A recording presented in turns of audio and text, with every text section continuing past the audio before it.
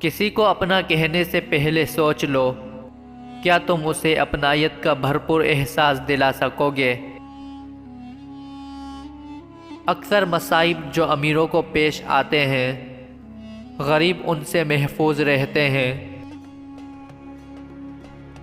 جلد بازی حماقت ہے، اور یہ انسان کی بدترین کمزوری ہے۔ دل ایک کانچ کی مانند ہے، اس کا ٹوٹ کر جڑ جانا ناممکن ہے۔ کہیں آپ نے کسی کا دل تو نہیں توڑا؟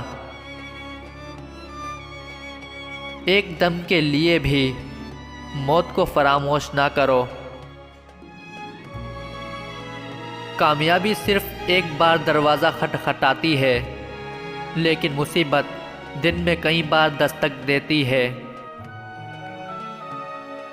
جن چیزوں کو آپ چاندنی رات میں دیکھ کر آہیں بھرتے ہیں، انہیں کبھی دوپہر میں بھی دیکھ لیا کیجیے۔ صفائی ستھرائی کے بے حد شوق کا یہ مطلب ہرگز نہیں کہ آپ غسل خانے میں باقاعدہ آباد ہو جائیں۔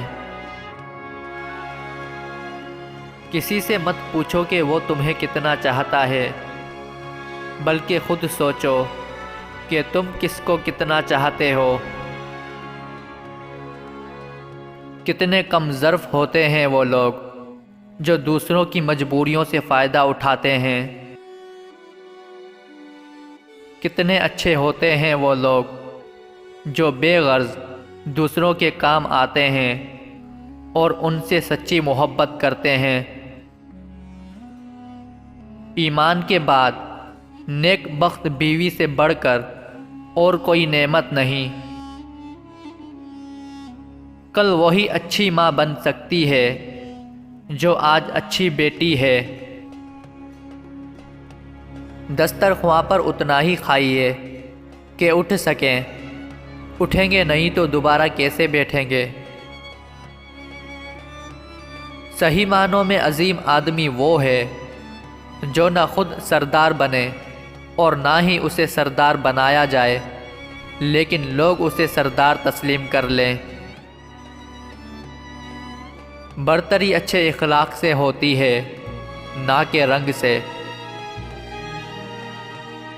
یتیم صرف وہی نہیں ہوتا جس کے ماں باپ نہ ہو، بلکہ وہ بھی ہوتا ہے جو اخلاق کی نگرانی سے محروم ہو۔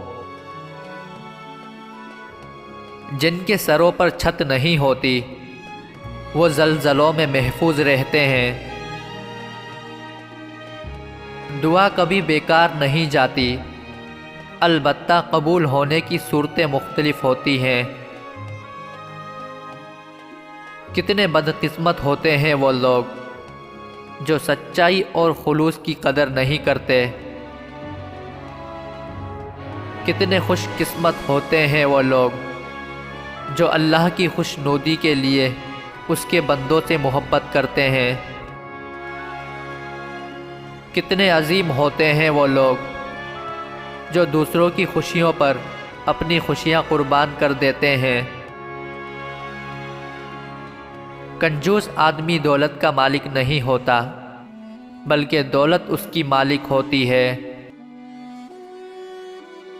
زندگی کی ٹھوکریں انسان کو جگمگاتی ہے اور مصائب کی آگ پختہ کرتی ہے۔